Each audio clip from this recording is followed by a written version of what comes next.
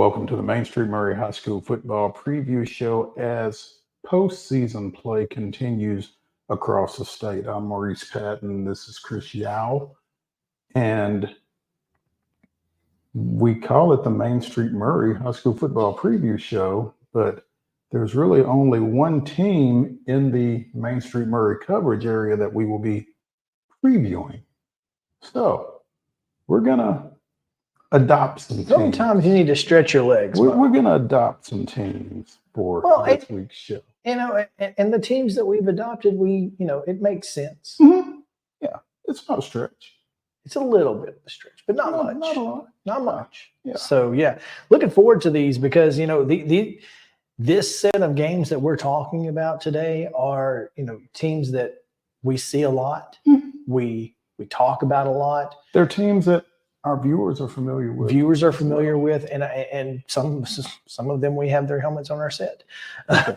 So yeah, I mean, I'm excited because even though Main Street Maury may not have a lot of teams or only has the one left, Middle Tennessee is continuing to show out in the playoffs. And last couple of years it hadn't been that way because with the way that the Williamson County region matched up out west, it got a little tougher. They got wiped out in round one last year. It got swept in round one. So, it's kind of showing that they're kind of back and things are going their way. So I'm looking forward to this. Yeah. Let's start at least close to home as Columbia Academy takes on Middle Tennessee Christian in the Division 2A semifinals. Mm-hmm. Winner of this one goes to Chat. They would play on Thursday, November 30th. They'll play the second game of 3 on Thursday for the D2A state championship. And this is a familiar matchup for both these teams. It's also a familiar matchup for Chris Yao because he was on the Columbia Academy campus when these two teams met in week 1. And the visiting Cougars came out with a 33-31 triple overtime victory. Yeah, it was a lot of overtimes. 3. Yeah. And I don't think we would have gotten there if not for week 1 special teams miscues. Week one specifically. Yeah. Week one special teams miscues. Yeah, because I honestly don't have a clue how Middle Tennessee Christian has improved in special teams to this point in the season. It appears. Let's see if I can. They don't even have. Good luck. They don't even have. Yeah, they have kickoff, punts, and kickoffs, but they don't have any field goal or extra point information on here. So I don't know how they've improved, but I do know that Columbia Academy has. Columbia Academy has found their groove with long snapper, which is important, probably the most important, and with their blocking for extra points and kicks. So this one is going to be really fun because these two teams are about as evenly matched as you could possibly ask for. The difference is, and we mentioned this earlier, is that Middle Tennessee Christian is going to run for a lot of yards. Yeah, if last week was any indication, Eli Wilson, their Mr. Football semifinalist, ran for 263 yards and 6 touchdowns in their 56-28 win over First Assembly Christian out of Cordova, FACS. 30 touchdowns, facts. 30 touchdowns on the year, 172 yards a game, and 14.1 yards per carry. That's pretty good. That's a first down and a half. Just about. And then some. Yeah. So, but we've talked a lot about Monte Baldwin on this show. We have. With good reason. He's 17 yards short of the Columbia Academy single season rushing record. He's got 1,795 rushing yards. He's got 25 touchdowns. And he comes off of a 41 carry, 243 yard, 4 touchdown effort in their 48-41 win over Jackson Christian last week. So the run game is well taken care of for both these teams. Where I feel like the difference maybe is Connor Rawson throwing for almost 1,900 yards and 22 touchdowns. And the CA defense that has had, get this, 27 interceptions in 11 games. Only one in the first one but here's the thing, MTCS threw it, the most times they've thrown it this season is 15. Mm-hmm. They've done it twice. Once in their loss to South Pittsburgh, the other in the triple overtime game against Columbia Academy. They don't throw it a lot. Well, they don't want to. And if they have to throw it 15 times, it's either a close game or they're losing. Well, and if they have to throw it 15 times against this team, it's a problem. They're going to get picked off. Right. So, yeah, I think that's obviously the goal of Seth Anderson's team is to force Yates Guerin to beat them. Mm-hmm. You certainly don't want Eli Wilson to beat you. Find a way to slow him down. You're not going to stop him. Yeah. Find a way to keep him at 150 or fewer, and I think you give yourself a chance to win. Absolutely. Sorry, I'll be there to watch it. I'll try to keep you updated. I appreciate it because I got other places to be. You do. The winner of that game, as we said, advances to the state finals in Chattanooga on Thursday, November 30th, where they will meet the winner of this game, Nashville Christian at Friendship Christian. Yeah, the Commanders have been really good this year, even though they did lose too. One of their 2 losses this year is to Middle Tennessee Christian, who won that region, that East region. But this has been a really good football team all year long. They like to run it too, and they do it behind, I assume, Mr. Football semifinalist Tyson Walcott. Tyson Walcott, who has 2,500 yards on the year. 2,574 yards. Almost 26. 46 times he's reached pay dirt. And that's just on the ground. And that will make you a Mr. Football semifinalist. It'll probably make you more than that. It should. So, in fact, make you more than that. Yeah. So, Nashville Christian comes into this game 6-6. Struggled early in the year despite the presence of sophomore quarterback and highly touted Jared Curtis. He really makes them go. True dual threat guy at quarterback. Everything starts with him for the Eagles offensively. And if Friendship can find a way to slow him down, then they will go a long way toward Chattanooga. Yeah. Well, if they find a way to slow him down, they can crank the buses and start heading that way. Yeah. Of course, they'll have 2 weeks to get there. Yeah, they got to. Again, semifinals this week in D2. Right. For those. And then the Friday after Thanksgiving, D2 is off. Completely off. And then Thursday's the championship. Which is great for those of us who, have to travel to Montgomery for Thanksgiving. Makes it a little easier travel. There you go. To be off the day after.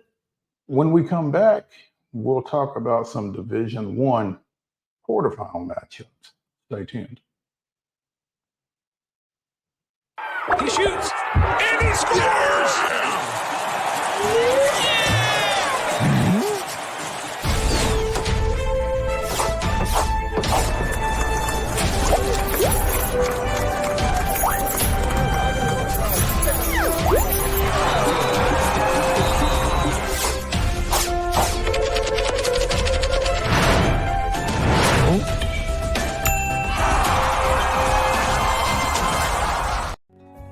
Since 1975, Mid-Tennessee Bone and Joint Clinic has treated the orthopedic needs of Middle Tennessee residents. The trained physicians provide surgical options and minimally invasive options to treat all orthopedic needs. The walk-in clinic, OrthoQuick, helps you bypass the ER while treating sports injuries and acute needs Monday through Saturday. Visit MTBJ online at mtbj.net or on social media at Mid-Tennessee Bone Joint Clinic. Well, welcome back to the Main Street Maury High School Football Preview Show as we continue to discuss playoff matchups. Chris, in Class 5A, we've got a Region 6 rematch that we're going to take a look at as Centennial goes to Page in Wilco gridiron action. Page won this game 24-12. I don't remember when. Was it late? Yeah, 8-9-ish. Hang on, I should be able to find it. It was a region championship game, basically, I think you're right. Week 10. Okay. Week 10.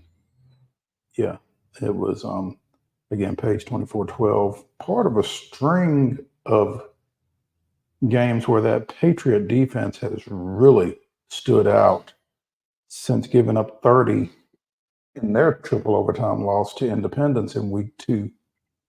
Page has not allowed more than 17 points, and they only did that once.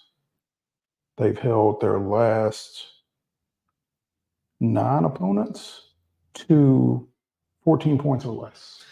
Yeah, it's really good Page defense. Thought we would see, and here's what they do. It's not just the fact that they create 3 and outs and get off the field on third downs. They create turnovers. They force teams to put the ball on the ground. They force teams to make bad decisions, in the passing game. And turnovers are key in playoffs, because if you win the turnover battle at this point in the season, you're most likely to win the game. And I think that's really the hallmark of this Page defense, is the way they force takeaways. And that's something that Centennial has to be wary of. Mm-hmm. Even though they will have running back Tanner Lee, who played sparingly really throughout the course of the regular season, but announced his presence with authority in Centennial's opening round win over Columbia Central. 26 carries for 136 yards, did not reach the end zone, but certainly set up Mr. Football semifinalist Dominic Reed to do so, who scored 4 times, scored all 4 of the Cougars' touchdowns in that win, running out of Wildcat. And that's a wrinkle that I guess they've shown it enough for Page to know it exists, but Tanner Lee and Dominic Reed in the same backfield could be problematic even for the best of defenses. Yeah, 28.5 sacks for Page. So obviously, if they can run the ball and keep from having to throw it, Centennial, they'll have a better opportunity to win this game. As I mentioned, Page has 24 takeaways on the season, and so the fact is that you've got to find a way to, if you're Centennial, to make sure that Page isn't able to focus on one player, whether it be Lee, Reed, or Kenai Johnson, Elisha Nieves, that the way that they hook up in the passing game. You've got to be multidimensional if Centennial is going to have a chance to win this game. Well, and you got to protect the football. You've got to protect because takeaways oftentimes set up short fields. That's correct. And can't afford that. And Page doesn't need a short field, but when they get it, they typically take advantage. Yeah, you don't want to help those guys. So the winner of that game will host the winner of Southwind and Henry County in state semifinal action. That game. Thank goodness it's a host. Yeah, gosh. That game is in Paris, I believe, Southwind and Henry County. So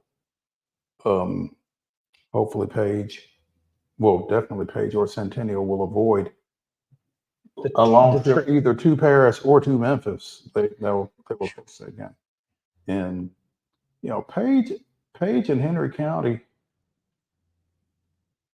they don't have a long history, but it's certainly an exciting history. What was it, 56-52 when they played last year?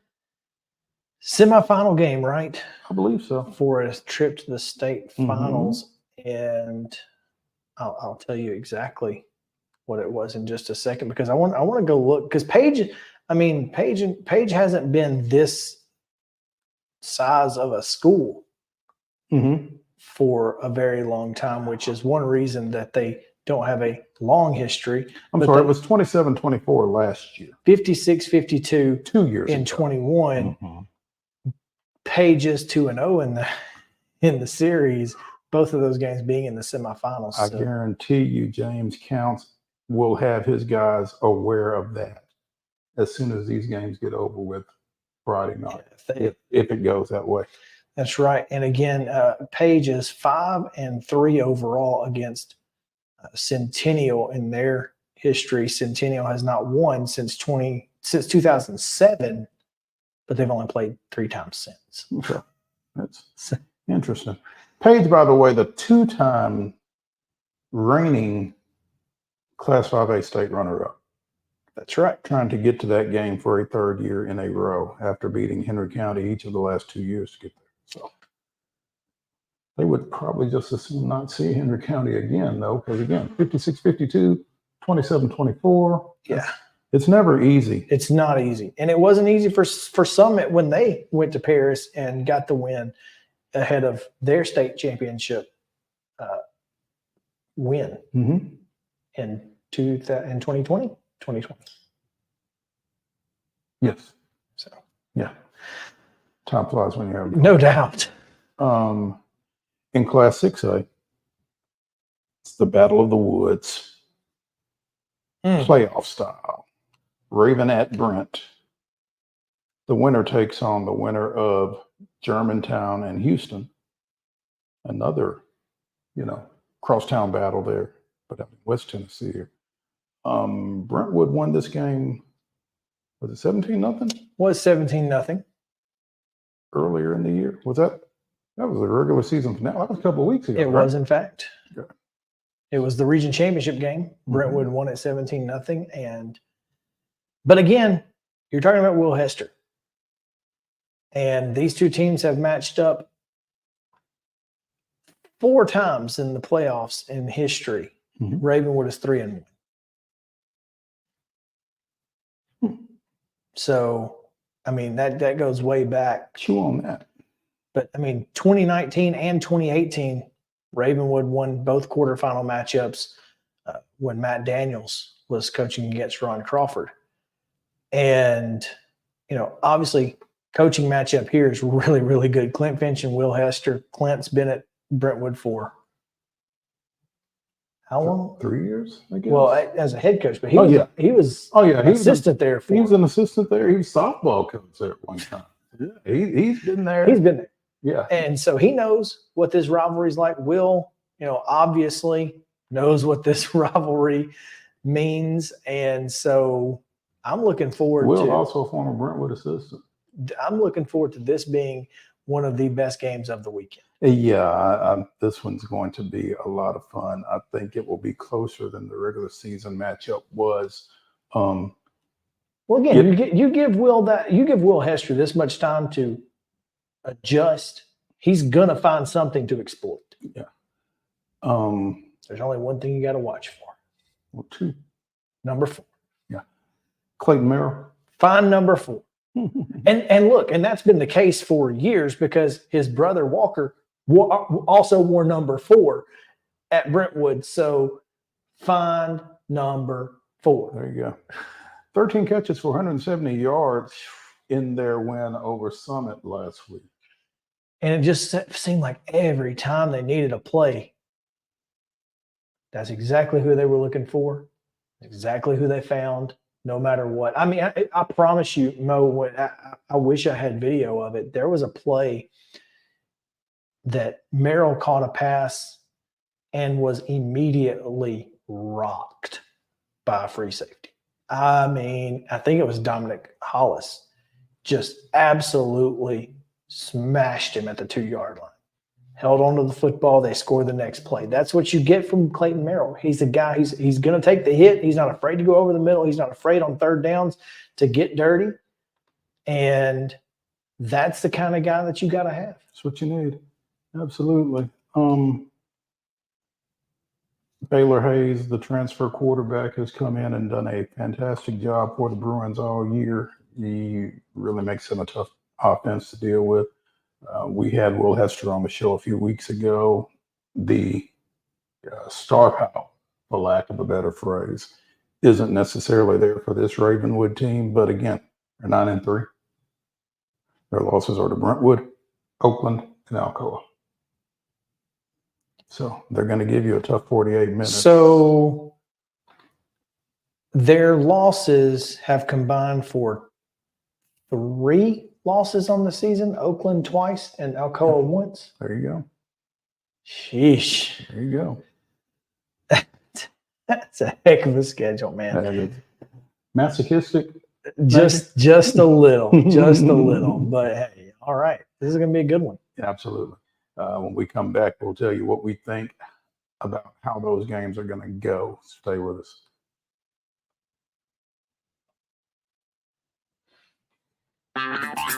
This is Chris Yao with Main Street Sports Today. Every show, Mo Patton and I welcome friends from all across the sports landscape, from high school coaches and reporters to national, college, and pro sports personalities. You never know who might stop by for a chat.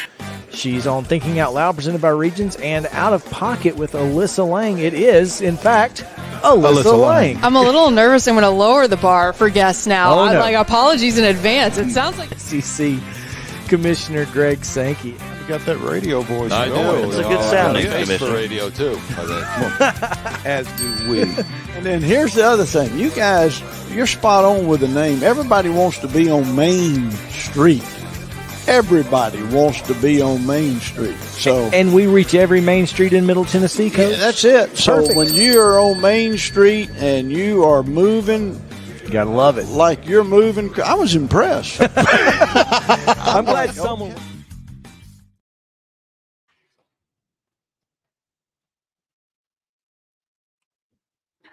Chris, Let's do it. let's make some picks. It's that time. Let's work backwards. All right. Hang on. Let's get to it. All right. We'll work backwards indeed. Ravenwood at Brentwood. Battle of the Woods, like I said, you give Will Hester time and he's going to make some adjustments. Will those adjustments be enough? I don't know. I think that Brentwood has,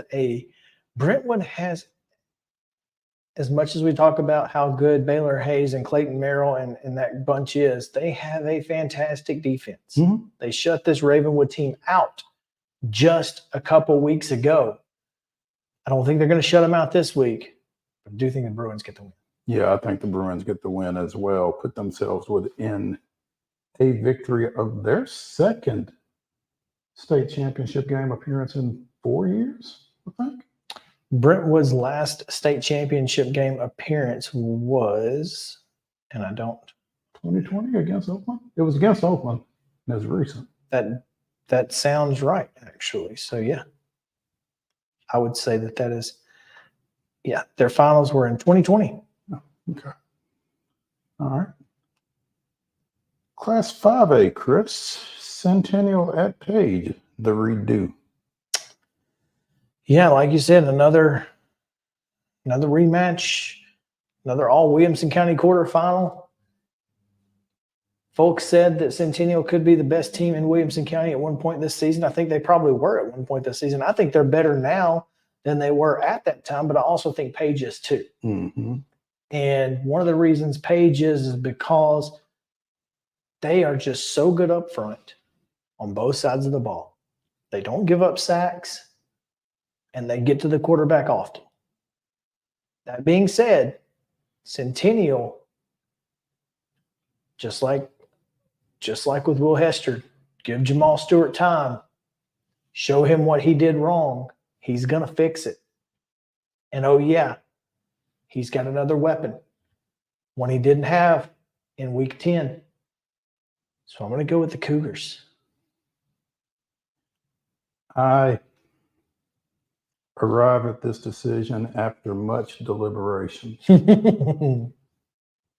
because, again, anybody in Williamson County that knows me knows where my heart is. But I'm going with the host Patriots in this one. I just think that defense is so outstanding that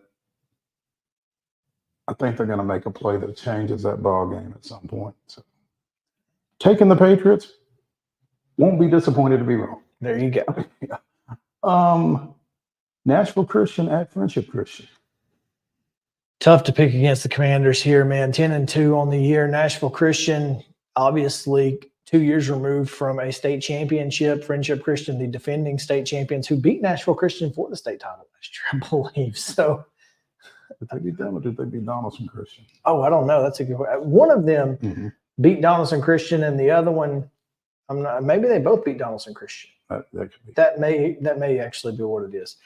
But yeah, fantastic matchup here. But Friendship Christian just a little bit too good. I think Friendship Christian's best offensive player may be better than Nashville Christian's best offensive player. I mean, it's going to come down to Tyson Walcott and Jared Curtis. And Don't think it's that's tough to argue with 2,600 yards and 46 touchdowns. Yes, this is a rematch of last year's state championship game. Is it? Okay. Ooh. So there you A go. little earlier than either of them would like, I guess. But Yeah, but yeah, I think you're right. It's going to be a great one. But Commanders get the win. Okay. The winner of this one gets the winner of Middle Tennessee Christian at Columbia Academy in the state championship. That's right. Columbia Academy looking for their first trip to a state title game. They've been to the semifinals twice in school history. So this will be number 3. So this would be their third trip. And It's the third time the charm. is the third time the charm? That is the question, and lucky for them, Union City's not waiting. I was at that game, and you're right. Oh man, that was a heck of a ball game for Union City anyway. But Middle Tennessee Christian, man, this game again, you could see it in week 1 that these two teams were going to be in the running for a state title. You could just tell it that as good as MTCS was last year, and as much as CA struggled, when you could tell that CA had elevated and it wasn't Middle Tennessee Christian getting worse. The reason the game was close. You could tell it was because CA had reached that level. And I don't think there's any question that this game is going to be just as good as the first one. Give me the homestanding Bulldogs. It's interesting that you say that you could tell that about these two teams, because after that triple overtime loss for Columbia Academy, they went to Webb, won big, lost big to Friendship Christian, even though they were in control of that game at the half, had an injury that changed things, lost big to Huntington, who is still alive in Class 2A. They have since run off 7 straight wins to get to 8-3. Disregard that graphic.